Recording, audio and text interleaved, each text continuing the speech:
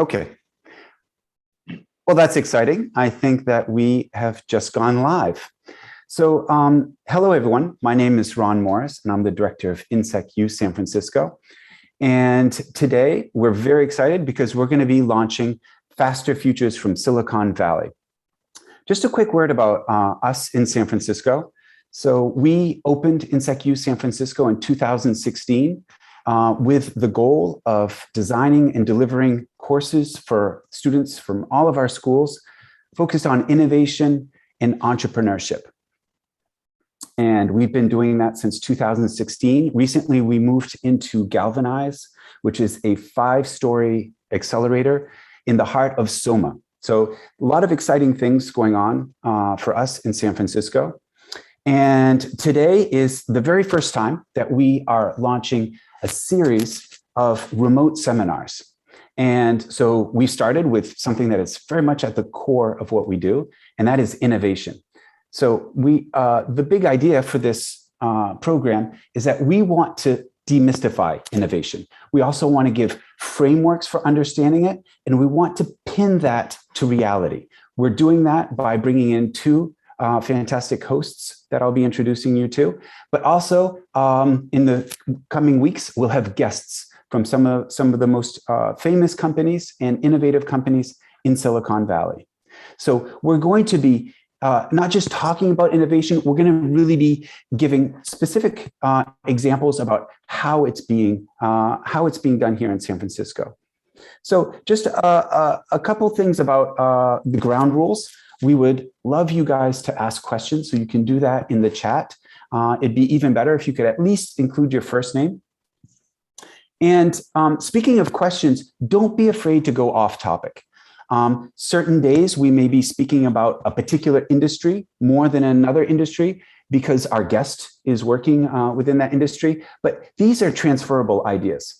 And we have both hosts and guests who are very savvy working in many different industries. So do keep that in mind. Ask questions that relate to the industries and the types of jobs you see yourself doing in the future. Secondly, I think this is very pertinent for future entrepreneurs, but also entrepreneurs, people who want to be driving innovation in larger corporations. Next, I'd like to thank Insect Digital Education that have worked with us to design this program and to get it to where it is today, so that you can be watching us now live.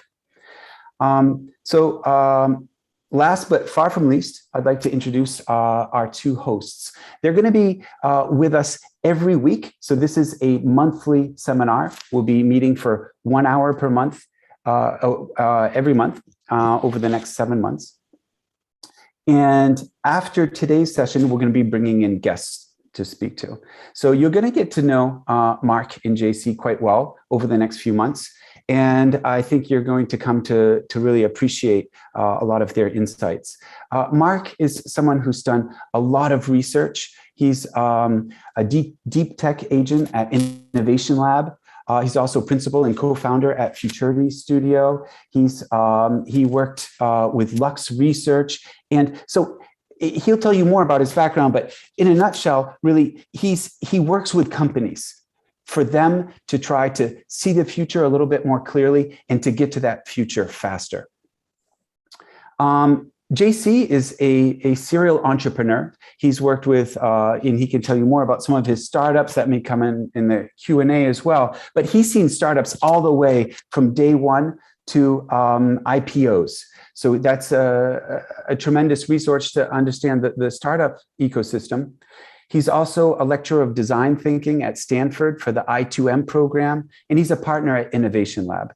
So these guys have tremendous experience in consulting and coaching organizations and companies in finding their futures faster. And that's really what we want here for this program. We want you guys to be inspired, but also to have some frameworks to better understand innovation, and from there to find your futures faster and to have a positive impact on the world. So with that, I'm going to hand it over to Mark and JC. Okay, great. Thanks, Ron. Everybody can hear me okay? Yes. Excellent. Okay. All right. Well, yeah, so Future Faster, let's get started. I am going to start sharing some. Could the host enable participant screen sharing for me? I'm not sure why this is going on. Or maybe Ron, you can present if that's going to be an issue. It says host disabled participant screen sharing. Oops. You're the co-host now. So you should be able to do it. Okay, perfect. We got it. Okay, and we can all see this? Yes. Excellent. Okay. Well, again, Ron, thank you very much for the intro. JC, great to see you again.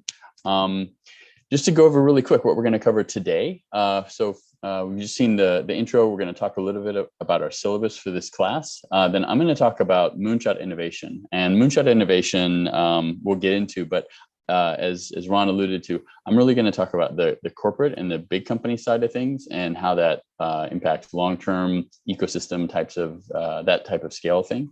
And then JC is going to talk about design thinking and really how this happens on the ground. And then finally, we'll have about 10 minutes for Q&A at the end. So a little bit of background about myself. As Ron said, I've been in research and management consulting for most of my career. I was a management consultant at Accenture right out of college. I became an industry analyst at Forrester Research, which is a pretty big company in the tech industry. And here and there, before, during, and after, I was part of 4 different startups, and on the management team of those, in some cases, a founder. One was Juan Carlos, and that was a great experience. That was that was back early .com days. And my focus has been on deep tech, so that's science and engineering. I don't look a lot at some of what we traditionally think of as Silicon Valley technology in the sense of like social media and things like that.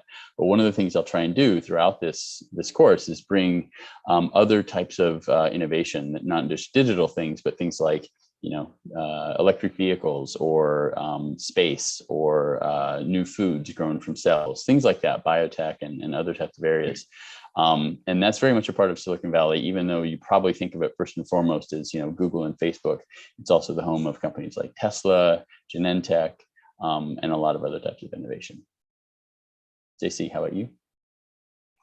Good to meet you guys. Thank you, Mark. I'm Juan Carlos Belten. I am an immigrant. I'm from Mexico. I came to school here and then I stayed. I was before they built the wall. I am a serial entrepreneur in the sense that I've had 5 startups. One of them was very successful. 2 of them were not that successful. One of them was a big failure. And the latest we are launching actually this weekend. It's called Swim. Hopefully you'll see it soon in your country. I'm also a partner at Innovation Lab. And in this capacity, we help companies stay relevant, which means we teach them how to innovate or use the help of others like startups to innovate. I'm also a design thinking teacher at Stanford Engineering School, and that's what we're going to talk about today on my part. It's how do you approach innovation from the design thinking perspective and why is that so important? I've also worked at Silicon Graphics. That was my debut here in Silicon Valley. And before I was in marketing at a big corporation called Procter & Gamble. Back to you, Mark. Thanks. Yeah, and I just want to point out a couple of things too, back to why we're doing this with the Silicon Valley focus, but it's really relevant for the world. I mean, you'll see things like, I'm wearing a hoodie. People actually do that here. I think when a lot of other parts of the world look at people dressed down in Silicon Valley, that's really because if you're dressing up, you're maybe, too focused on appearances. And there's a lot of thought about like, well, what are you actually doing? And when JC says, he's been part of some failures, that's not something you'd really admit in a lot of other parts of the world. But here, if you haven't failed, you probably haven't been trying interesting enough things. So, we've all had those failures, and those are often the most interesting things that we talk about. So I think that those are 2 of the things that, wherever you go, they're good characteristics to have. There's a lot of other stuff about Silicon Valley that we know is, Facebook is in the news this week for some challenging business practices, and we'll be talking with people who work on these topics inside and out throughout the course of this class. So ultimately, that's what we want to do, is help connect you to people and ideas and companies that are maybe based here, but that really, any place around the world is focused on innovation and building the future can be part of that network. So our class overview, the syllabus for the rest of the time, again, our focus is on futures, and futures faster is really about not just predicting them or seeing what's going to happen first, but actually participating in making those things. So there's a great saying, the best way to predict the future is to invent it. And that's something we really embody and live by. So today we're going to be talking about innovation frameworks generally, how they apply at the personal scale and at the corporate scale, even industry and global scale. But then after this, we're going to be talking with innovators who are working in lots of different areas and things that you might not think about. So robotics at Facebook. Maybe you didn't know that Facebook had a robotics division, or they had projects in that space. But we're talking with somebody who's worked in that very topic. Bioengineering. One of the big things that's happened in the last probably 15 years is that bioengineers have realized a lot of analogies between biotechnology, or rather biology, biochemistry, and software. So principles like modularity, reusability, interoperability are now being applied to genetic engineering, and that's leading to all kinds of breakthroughs, not just in medicine, but in food, in industrial chemicals, and even in how we store information, for example, using DNA as opposed to just digital storage media. Entrepreneurship, a lot of the process here in Silicon Valley is taking things that normally would have taken, years or decades to get to market, and trying to do that in weeks or months, super fast, and really cutting out all the intermediate steps that don't add value, and really helping the market be part of the development process that normally would have been, in an R&D lab. Knowledge, consumer technology. Again, a lot of things are happening here, and you'll be talking with some of the people that are on the cutting edge of that. And then all the way in March, we'll bring this all to a conclusion. We'll put it together, and hopefully it will propel you quickly on your way to find your future faster too. Ron, JC, did I miss anything? No, that's great, Mark. That was very well put. Okay. But as Ron was saying, we chose these different industries because we think they have interesting stories, but obviously they, the learnings that you should get from this should apply anywhere, So we wanted to make this class inspiring, and that's our goal. If we do not inspire you to do something and use your creativity and your energy, then we will have failed after the 8 sessions we have with you. All right, great. That sounds great. And just a quick reminder: please do feel free to start asking questions throughout. On the YouTube channel, you can ask questions, and we'll be spending more of the time. I think the last 15 or 20 minutes addressing those questions, and in the future sessions, when we do have guests, so that's starting with the future of robotics, we are going to be doing something special that we're very excited about. So you can put in your calendar an extra half hour. So after the 1 hour of talk with Mark and JC, then you meet the guest, and then we're going to be doing something called backstage bonus, in which we can tell some of the backstory, some of the research that went into it, anecdotes that we didn't have time for during that first hour, maybe reading and viewing recommendations, and it's going to be on a different platform, and it should be really fun. Again, it'll be a bit of an experiment, but that is the nature of this course. We are really trying to embody all of this, and not just learning about innovating, but learning by innovating. So you'll see that we'll be doing backstage bonus on some different types of platforms, and it'll be a different experience to go on top of this viewing on YouTube. So please do ask questions, once we get started, and we'll be looking forward to speaking about them at the end. Great. Thanks, Ron. Okay, so let's jump in. Faster Futures, the moonshot perspective. So I'm going to talk a little bit about moonshot innovation and really what that means. If you're working with corporations, this is often what their not their main focus, but one of the, I think, the most interesting focuses is.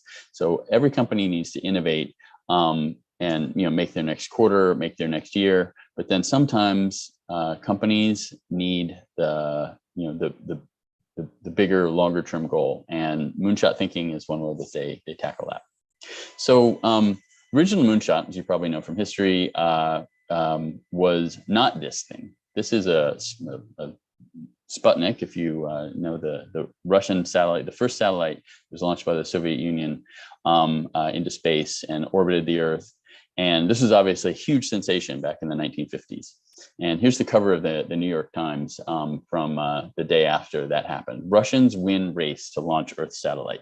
Man on threshold of space travel, which sounds a lot like headlines we hear today. We have a lot of billionaires going to space. It's a new threshold of space travel. But back at the time, this was the first time humans had said anything into space. And the fact that the Soviet Union did it, which is obviously a huge rival to NATO, to the United States, and to Western Europe, was exciting, but sometimes in a bad way. And you see this little side note here that the US may speed up its satellite program. Well, yeah, obviously, you can bet that they did. And about 12 or 13 years later, had put a person on the moon. So after being beaten by the Soviet Union putting the first satellite into space, the first humans into space, and more, the US finally got back with the landing on the moon. So when people talk about moonshot, this is the metaphor that they're referring to, is that we have a really short period of time to get something big done. And sometimes that shorthand is all you ever hear, but there's a lot more detail behind it. So if you look at what John F. Kennedy, the president who basically started this program, said, he said that we are going to do this, we're going to do it within 10 years, and we're going to do it not because it's easy, but because it's hard. And I think this embodies a lot of what even Ron was alluding to a second ago about experimentation and innovation. Is if it worked already, it wouldn't be innovation. So things that don't work or you don't know how to do, that's what we're here to focus on. How do you do something you have no idea how to do? So again, the USSR posed an existential threat to Europe and Western Europe and the United States, and so doing this was not really a matter of choice or a well thought through cost benefit analysis. It had to be done. And no one knew how or even if you could get to the moon at the time. People certainly had thought that would be possible, but nobody had a real plan for how to do it, how to get people there, or how to come back. So Kennedy's goal was very simple: put a human on the moon in 10 years. And what followed after that simple goal, all the technology, the organization, the spirit that led to that, was really, really important for the country, maybe for the world. And the benefits of that were much, much greater than what they did with the goal itself. And so this is pretty typical, actually, of what you think of when you talk about moonshot innovation in a corporate sense. It's a big goal. It's a long way away, but we have to do things along the way to justify what we're doing. And so it's a big kind of a hot topic. So, Google has a moonshot group. Harvard Business Review talks about moonshots. There's dozens of articles about this. Probably every day you can read articles about moonshot innovation and corporations. Sometimes it's also government. Sometimes it's, there's a cancer moonshot, or there's a, understanding the brain moonshot. But the idea is that we have a huge goal and we need to get to it, and we don't really know how we're going to do that. So in a business perspective, you might be familiar with the Ansoff Matrix. So this is a framework developed in the 60s for basically how to think about increasing degrees of risk. Usually you have market risk and technology risk, or product risk. So market risk is when you go out of your existing markets. Technology risk or product risk is when you go out of your existing products, because you're getting into maybe a competitive space or an immature market, and you don't know exactly how much you're going to sell. Right. So existing products, existing markets, you have a history, you know how to make those things, you know what they cost. But if you start selling to new customers, you don't know how much you're going to spend on marketing or on sales or whatever to get those. So that's one degree of risk. The other one is you take your existing customers and you're going to develop a new product. You don't know how much it's going to sell. You don't know how much it's going to cost to make. You don't know what the competition is going to be like. So product development is another degree of risk. And if you're doing it both at once, diversification, that's usually in sort of normal business, the most risk you're going to be taking on. Moonshots are different from this. They're actually more of both. So if you don't know the technologies and you don't know what the what the market would be, or if there is even a market, you just know that this could be a game-changing opportunity, or there's an existential threat you have to meet. The intersection of those two things, companies also have to deal with. And history shows that if they don't, they end up being gone. And that's why they're called existential threats. So in that space, you'll notice that's outside of the box for a lot of companies. You have to basically talk with the right people who have the ambition and they can carve out the budget, and then also know what needs to be done, because it's a personal risk for them, a career risk, I should say, to take on these types of projects. But almost every company needs to be in that space. So what are some specific examples then of moonshots, and like how can we get this from just sort of hypey, exciting talk into something really practical?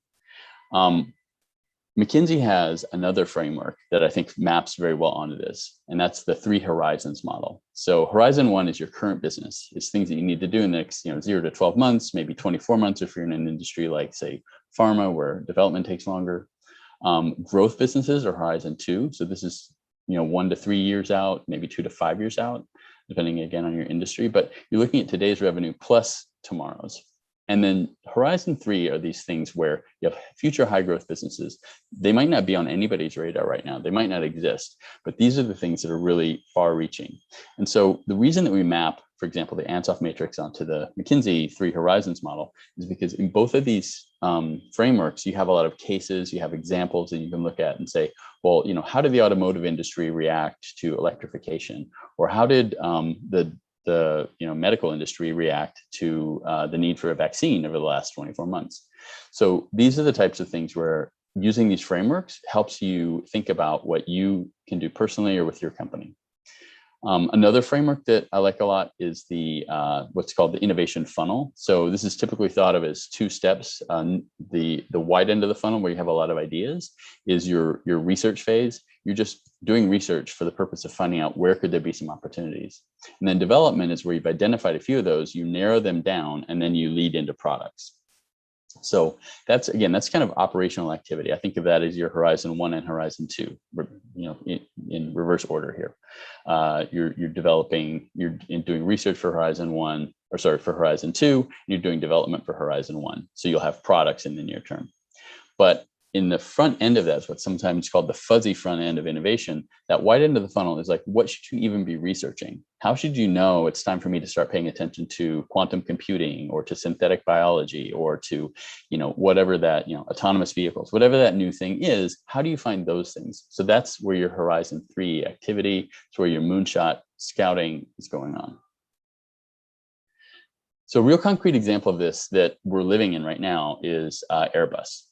So a few years ago, you might have seen, SpaceX with its reusable rockets, reverse landing rockets on launch pads, things that only Tintin and a few sort of science fiction heroes had done in the past, which is obviously a neat trick, but it's also an amazing financial trick, because now you've just cut the cost of a launch in half or less, because you were reusing the rocket and not just letting it burn up in the atmosphere on its way back down.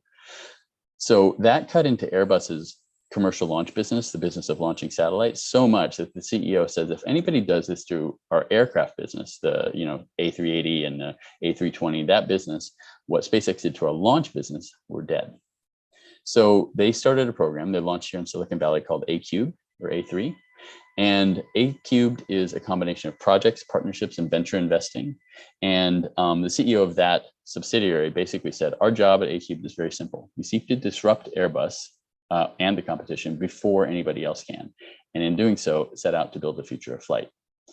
So it's very difficult to disrupt your own business and to do it at headquarters, politically and practically. You need to establish, and what most companies do is establish what's sometimes called a skunk works, another organization that is often in a completely different part of the country or a different part of the world. And Silicon Valley is where a lot of those get set up. So one of A-Cube's first projects was called Vahana. And this little picture of what looks like, I don't know, a flying car was one of their first efforts. And now there are probably about 30 or 40 startups that are working on similar types of vehicles. So these are vehicles that can carry anywhere from 1 to about 8 people. They operate in a lot of ways like a helicopter. They can take off and land vertically, but they're electric, so they don't have as much noise, and they're a lot smaller.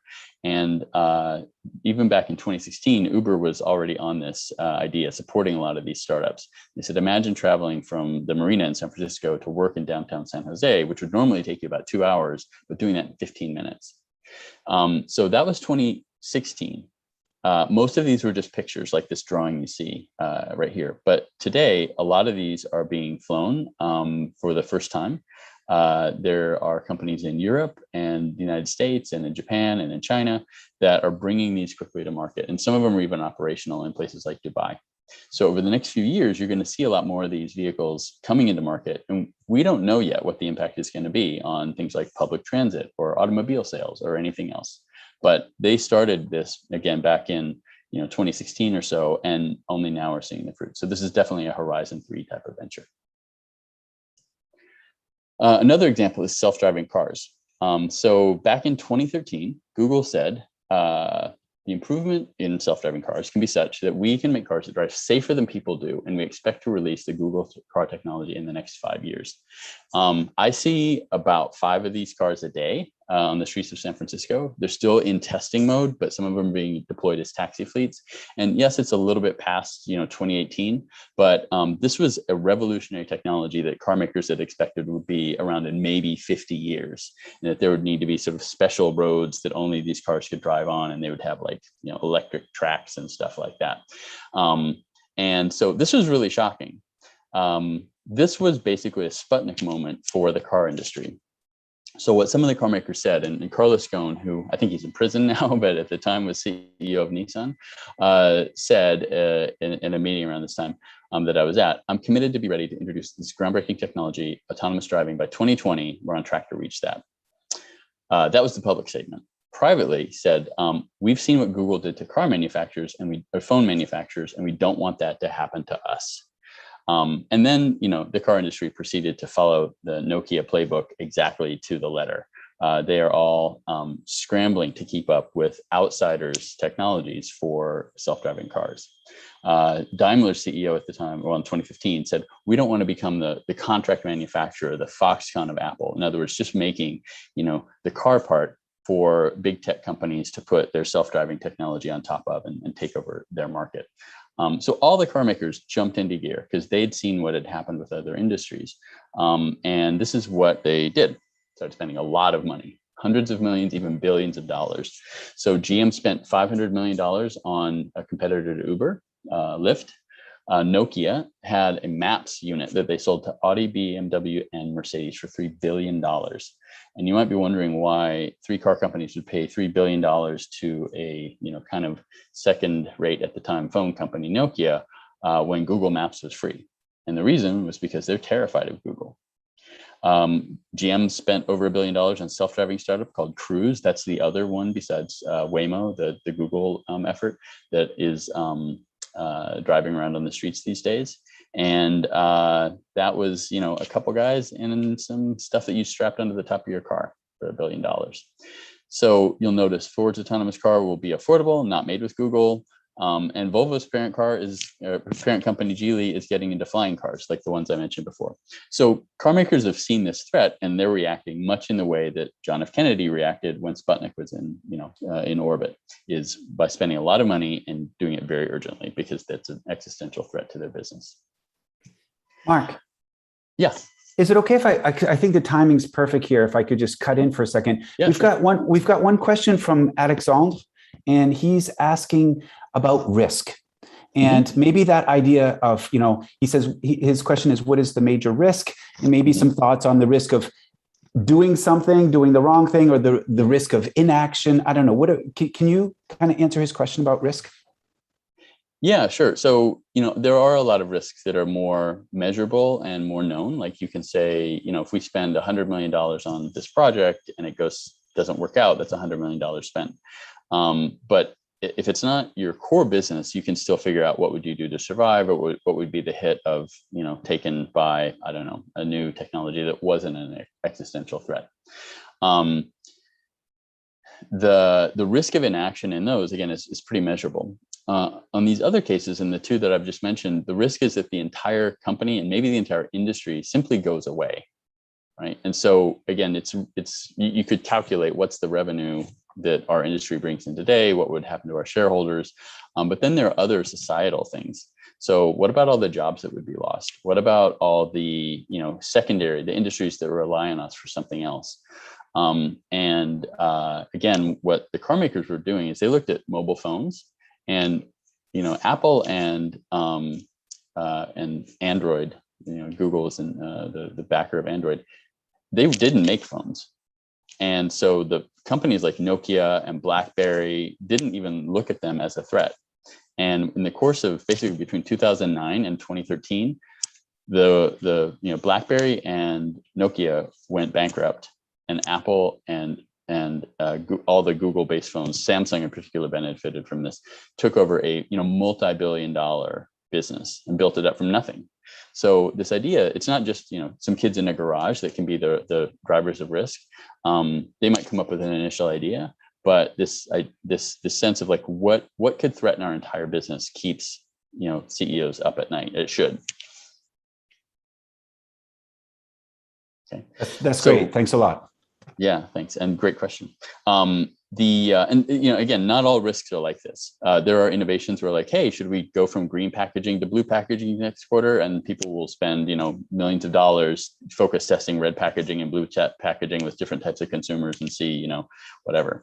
Or hey, should we be on TikTok? Or hey, but these are not existential threats, and you can definitely spend time working on that more horizon one type of innovation. Personally, I like, and I also think it's more worthy of our efforts to focus on these really, really big problems and projects. So anyway, that's my 2 cents on this. So going back to the why are self-driving cars an existential threat to the auto industry? They're not just an existential threat to automotive. They're an existential threat to a lot of other things like retail, grocery, restaurants. So you might live in a city where you can get your groceries in 7 minutes from gorillas these days, or that you can have Uber Eats deliver you a meal still warm in, again, just a few minutes for not much more than it actually costs to go there. And the economics of that are already pretty good because it costs a lot to run a store. It costs as much to run a store as it costs to run a warehouse with delivery, right? So they're pretty close in terms of cost. That's about to drop dramatically as drones and self-driving cars, these sidewalk robots and things like that start to come into play. And pairing those with things like Alexa or Google Assistant or a super app like Glovo or Deliveroo or Gojek, having that end-to-end picture of what a consumer needs and how to get to them, knowing even maybe in advance of what that consumer, what the consumer themselves do, and being able to basically align the whole supply chain to do that is what's happening right now for clothing, for food, for a lot of other things that we think of as what's left of retail. And the reason that we know this, how this will play out is because we've seen it with things like music. We used to go to record stores. We used to store records in our homes and prepare them in our music, our like media rooms and stuff, the same way we do with food in kitchens today. And so the economics are very compelling, and the housing, the size of a family is shrinking, so it makes less sense to make a big meal if you're just 1 or 2 people in a household as opposed to 5 or 6. So there's a lot going on in the next few years, and this is really at the crux of it. So I think to put this back in even bigger perspective, though, is, when we talk about like, why do we do this long-term innovation? Why do we think about things that aren't going to happen for 5 or 10 years? There are a lot of big problems out there, and I've mostly been talking about corporate ones, but I did allude to the fact that we got a vaccine, which normally would take 5 years or more, into the market in about 12 or 18 months. And that's been incredibly important for getting the world back, on its feet. But as this little cartoon kind of shows, some people see like this is really just a warm up for climate change. The fight against the vaccine has been practice. How can we work together? How can we solve problems technically, but also socially? There's a lot that really is a good foreshadowing of the challenges we'll have with climate over the next decades. And and that can be a little scary when you think about how we've done it. But just to kind of conclude here, the reason that we do this work, this is Milton Friedman, an economist, and he says basically, only a crisis, real or perceived, produces actual change. When the crisis occurs, the actions that are taken are the ideas that are already lying around. And I believe that is our basic function, is to create alternatives to existing policies, keep them alive and available until the impossible becomes the inevitable, right? So back to what I said at the very beginning about inventing futures and not just trying to predict them. The problem is a lot of things we think are impossible happen all the time. And sometimes those are existential threats. And so the idea that you're only going to look at what's the most probable scenario and plan for that, that's important, but that's Horizon 1 and Horizon 2. Horizon 3, you need to be looking at things that you think are outright impossible, like flying cars or rockets that land backwards, or a pandemic that takes over the planet, and plan for those things. So with that was the moonshot thinking perspective. And thanks for the question. Should we roll into JC, or do we have any other questions that we should tackle? Well, we've got another question, but I think it's going to be a good one for JC about entrepreneurship. But let's let JC get started with his part. Can you make me a presenter, Ron? Yeah, I'm going to stop sharing here.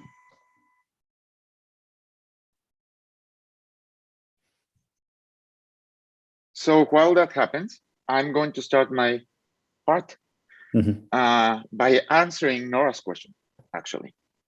So Nora's question is, do you think you need that to be a good entrepreneur, you necessarily need innovation? And what we need to distinguish is that innovation and technology are not, they always go together, but innovation doesn't imply always technology, right? Entrepreneurship implies that you need to innovate. So for example, J.K. Rowling, the author of Harry Potter, she was an innovator, and there's no technology there. She created a new way to tell a story. And just like the Silicon Valley startups, she pitched that story to 10, 15, 20 people until one of them believed in the story, invested in her, and created this amazing franchise of new storytelling for kids. So you don't need technology to be an entrepreneur, but you always need to innovate. Even if you say, okay, I'm going to create a cheaper whatever, or I'm going to create a nicer whatever, or a new type of shirt, or a rocket or a self-driving car, as Mark was saying. So technology is just one of the means that you can innovate. In this class, we are focusing on technology, but it is not only technology. So I assume I can share my screen now. Yes. So what my part is going to be today is I am going to share innovation from the perspective of design thinking. So Mark talked about, oops, sorry, I pressed the wrong button. Mark talked about moonshots, meaning you need huge ideas sometimes to really innovate and change an industry and move humanity forward, right? With better things, new things, using technology. What I'm going to talk about is how do you use design thinking, and why do you need to use design thinking to really be an innovator, right? So I'm going to start, and I'm going to take you through the stories of 5 people to tell you what design thinking is. Ron opened this class saying that we are going to demystify innovation. My job today is to demystify design thinking. After my talk, hopefully, you will know everything that there is to know about design thinking, because it's actually very, very simple. So here's the definition of design thinking by the president of IDEO, which is one of the world's premier design shops.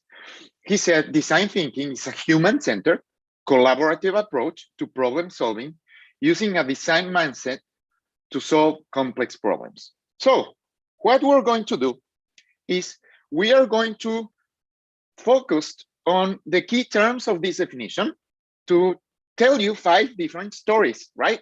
Human-centered, collaborative, problem-solving, design, and complex. So I'm going to take you through the minds of 5 different people who have changed your lives, actually.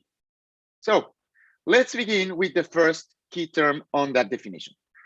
Design thinking is human-centered. What does that mean? So, you know, for years, for 100 years since the car was invented, everybody has been thinking that and predicting that within the next 10 years of whatever their life is, from the 1910s to now, there will be flying cars. Yet we don't have flying cars. 100 years after the car was commercialized, we don't have flying cars, even though everybody has been predicting for 100 years that they will see a flying car in their lifetime. Yet what nobody predicted was that you would have the whole world at your fingertips. All the information in the world, you would have a TV, you could have movies, you would be able to talk live to your friends and see them, you know, all the millions of applications. Nobody predicted that suddenly you would have this gadget that would connect you to everything. Nobody predicted that, which means that we are not good. Nobody is really good at predicting what will change. So here's the story of the first guy. This is Jeff Bezos, the founder of arguably the most successful internet company, not in Silicon Valley, by the way. And he was being interviewed a few years ago. And Amazon is very good at buying companies and technologies and making them work. While others like Google and Facebook, you know, buy startups all the time, and 2 or 3 years later, it doesn't work for them, and they just close the thing and lose the money. Amazon is really good at buying companies and making them work for their business model. So the interviewer was asking Jeff Bezos, how can you predict the future? How do you know what will change? And actually he laughed and said, we actually do the opposite at Amazon. We focus on what will not change. And then he gave an example. He said, look, I cannot predict what the next, you know, the future technology will be in 50 years. I have no idea. But what I can predict 50 years is that my consumers will want 2 things. They want low prices. They want fast delivery, meaning they want to buy things as cheap as they can and have whatever they bought as quickly as they can. So he said, we focus on that, and then we apply the new technologies that come that will enable us to deliver on those 2 things. So for example, 3D printers come into the, are invented and all that. Shall Amazon invest in 3D printing? Well, will that enable us to deliver lower prices or faster delivery? If that does, then we apply the technology. We look for the startup, we hire the people, and we apply it, right? If it doesn't help us bring lower prices or faster things, we let it go. We don't even care about that. And they do that with drones, with blockchain, with 3D printing and all that. So Amazon is very successful at predicting the future by focusing on the core human needs. What will not change? Because what will not change is the basic human needs. You can bet that children will still want to play in 50 years. You can bet that people still want to take days off in 50 years. So this is what the first definition of design thinking, or the first term of the definition, means. It's human-centered. Its core is the basic human need. So let's go to the next one. So the definition was, it's a human-centered collaborative approach. What does that mean? For this, we're going to get our inspiration from Brian Chesky, the founder of Airbnb, right? He said, if you want your startup to scale, meaning to get big, You have to focus on the things that do not scale. What did he mean about that, right? First of all, Airbnb does not do research in the traditional way. They did not go out and ask people anything. Because if you're thinking before Airbnb on Airbnb's business and you go and ask people, they will tell you no. So imagine you go and ask people, would you rent your house for a weekend without a security deposit to strangers? It's like, why would I ever do that? They might destroy my place, right? Or to the other side, would you rent a place or a room from a stranger for a day or two? It's like, are you crazy, right? What if I get abused or killed or whatever, right? So from the beginning, they said, we won't focus on doing research. We will let users figure it out. So when they launched Airbnb, they actually did not create a site. They use a listing service called Craigslist in the US, and they just put offers. They say, okay, do people want to rent their places and rent places from others for 1 or 2 days without any guarantee? And people started doing that. So what Brian Chesky does for collaborative is have your own customers build your product. Rather than asking, put something in their hands. That's what collaborative means. Rather than me giving you a huge questionnaire, would you blah, blah, blah, I will build the minimum viable product, put it in your hands, and collaborate with you. I will say, okay, this is, this is very rough and all that. Here it is, which is what they did with, putting Airbnb listings on Craigslist, not on their own site, have users figure it out. And by the time they build their own app and their own site, they had a very good idea because users had actually built the system for them. You have to trust your customers, but do not ask them anything. Here's a quote from Henry Ford, back 100 years ago. He said, if I had asked them what they wanted, they would have answered faster horses. So sometimes research, it's actually, it kills innovation because you don't know what you don't know, meaning you don't know what to ask or what you are not asking. So what design thinking is you are playing, it's like playing ping pong with your customer, right? I throw the ball to you and see how you respond, rather than asking you, how would you respond if I? So let's keep going. Problem solving. What do we mean by problem solving? And here is another guy, Elon Musk, the Tesla guy, who says, you should fall in love with the problem, not with your solution. See, Mark was talking about, commercial companies that are going to space now, right? So for example, right now, NASA or ESA in Europe, they do not put astronauts on the space station. It's the private companies that are hired by them who have the rockets that go to the space station and change the crew every 2 or 3 months, right? So in order for you to change an industry, you can't fall in love with your solution. That's the number one thing that entrepreneurs, that new entrepreneurs have, that it's a mistake. You say, oh my God, I had a great idea. And then you fall in love with your solution. You fall in love with your idea and you become inflexible. You do not pivot. The best entrepreneurs fall in love with the problem. It's like, most of these stories of entrepreneurs they started because they had a problem, right? That they wanted to solve. It's like, I cannot believe that, I have to call a taxi, wait for it. I don't know where it is. And sometimes it doesn't even show up. Uber, right?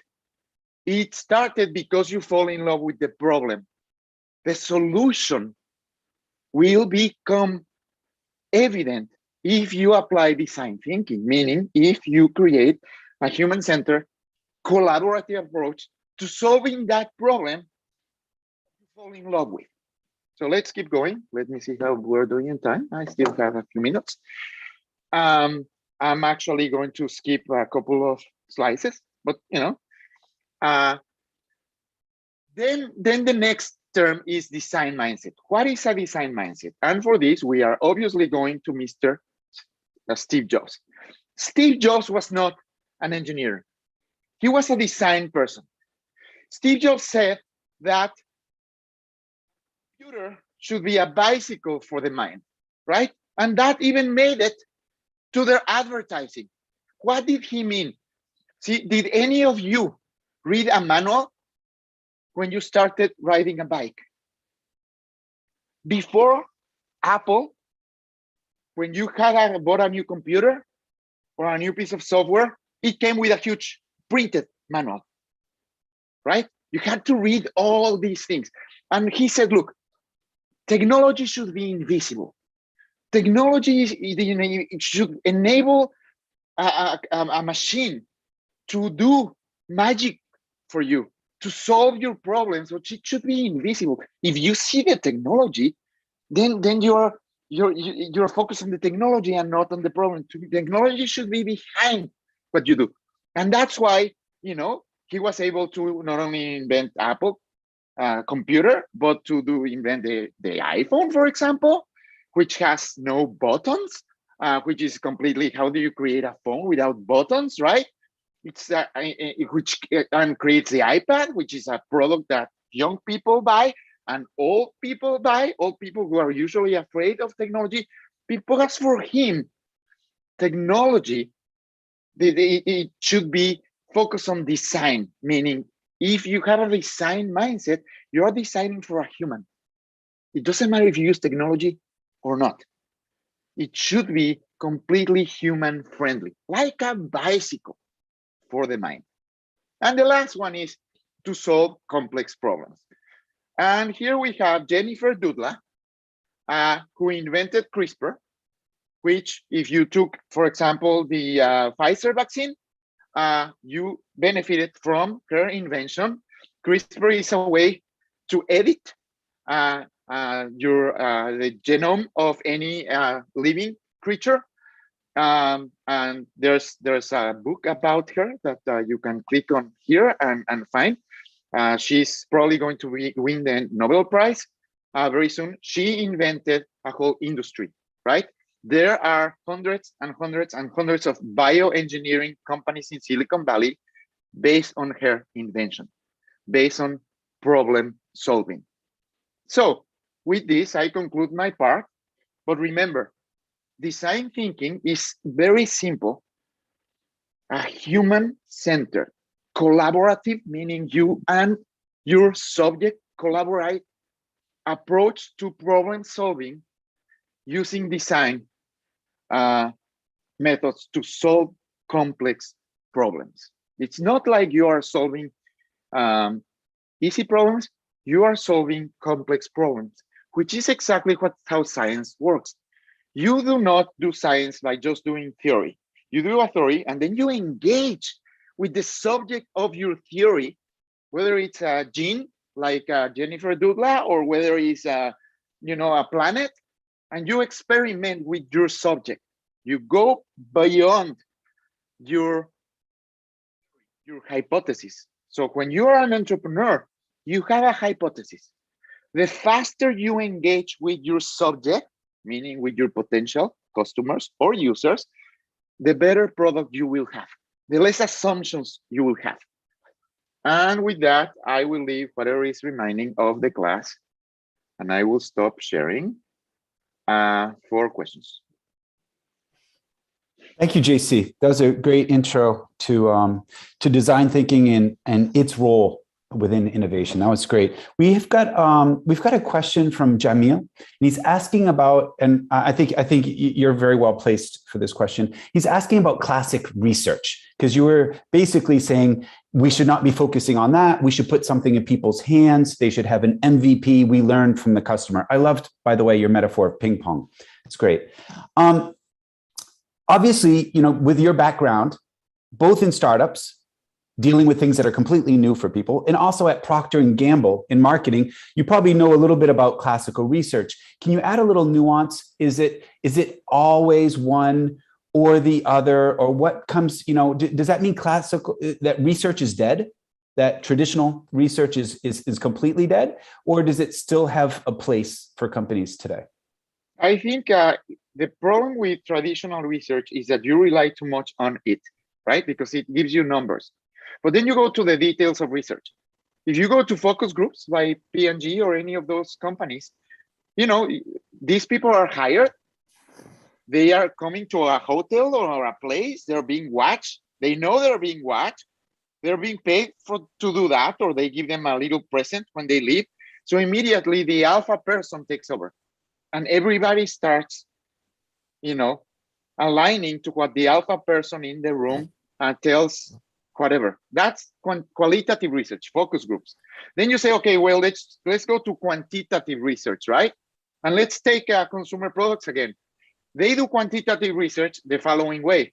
So that means, you research 1,000 people. You ask questions from 1,000 people.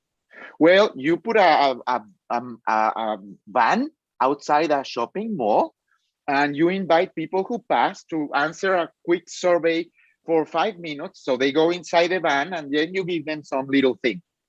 They're completely biased in both ways. Research is completely biased, right? And because research gives me numbers, then I think that I did my homework. You don't know what you don't know. When you're innovating, you really don't know what you don't know. If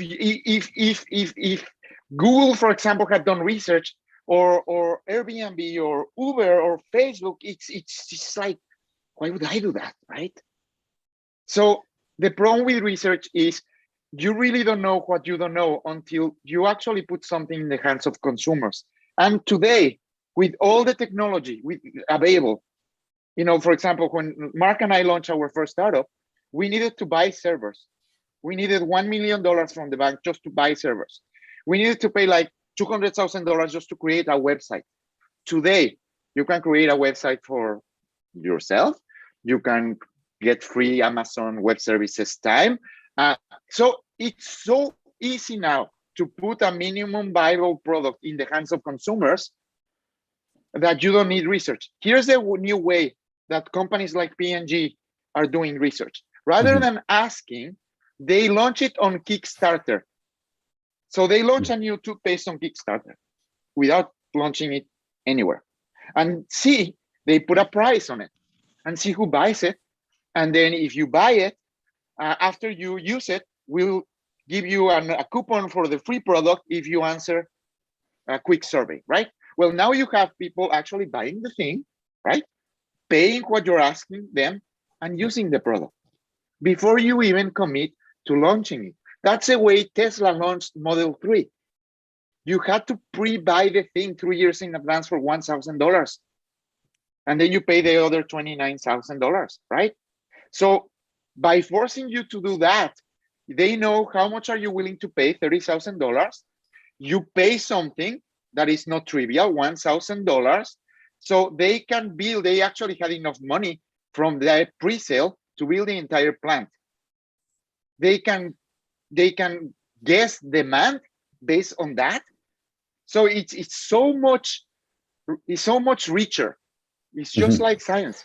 You and engage. Just Sorry, JC, to reinforce that, would you mind just like briefly telling us the story of the dangers of traditional research with the illustration of the consultants working for the government of Venezuela?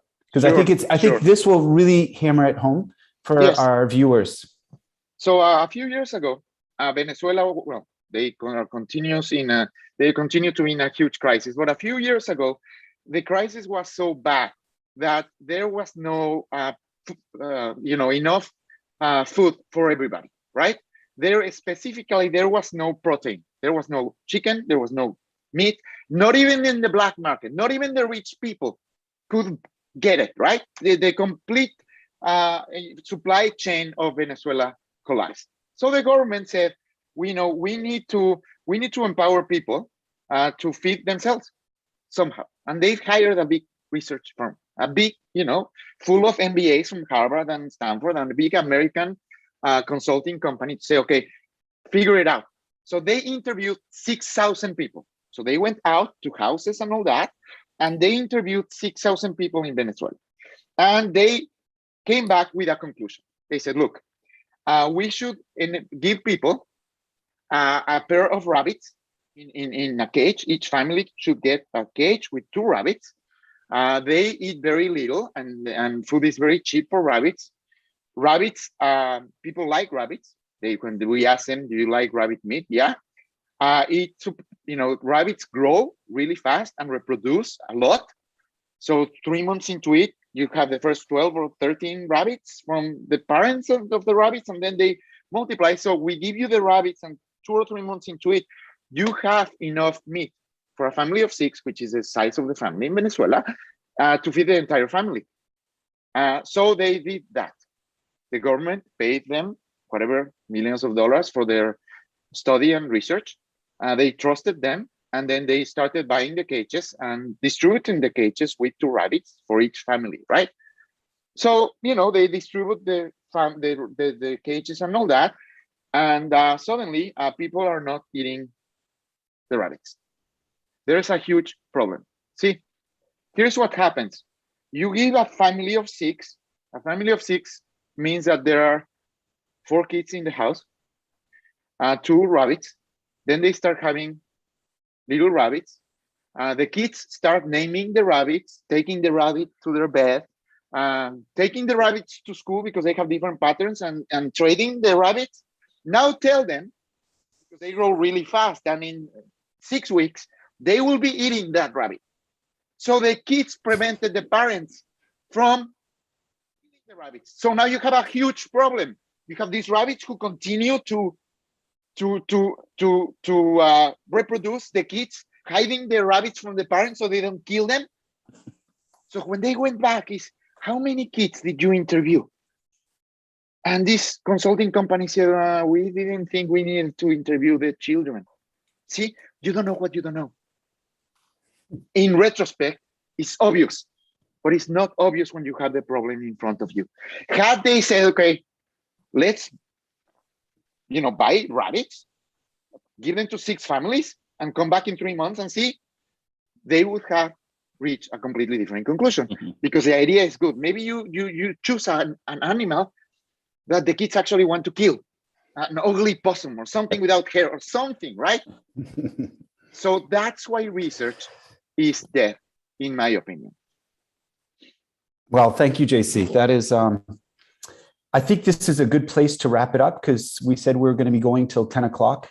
I would just like to thank both of you for kicking this off. I think Mark gave us some excellent framework for understanding kind of the risks and the different horizons. And he took us to the moon. And then JC brought us back down to earth, reminding us it's about human beings and having that human-centered focus. So again, I think this is a great introduction to this series. Our next episode will be in 2 weeks, and we're going to it's the future of robotics, right? Well, we're going to be talking with a robotics engineer, and yes, robotics is going to be part of it, but how does that fit in with everything else? Social media, social justice, everything else. So you could. Great. I'm really looking forward to it. I also wanted to thank some of our participants for the questions. We hope to continue this in the future to get more and more questions from all of you. And also, we've received some really nice notes from some of the participants, thanking you guys for your insights and your generosity. So I think we're going to wrap it up right there. Remember, in 2 weeks, we have our next session, which will be another exciting episode with backstage bonus. So tune in to us then. And any last words, guys? Thank you very much for inviting us to your classroom, guys. All right. Take care. Yeah. See you in 2 weeks. Okay. Thanks a lot. Ciao. Bye-bye.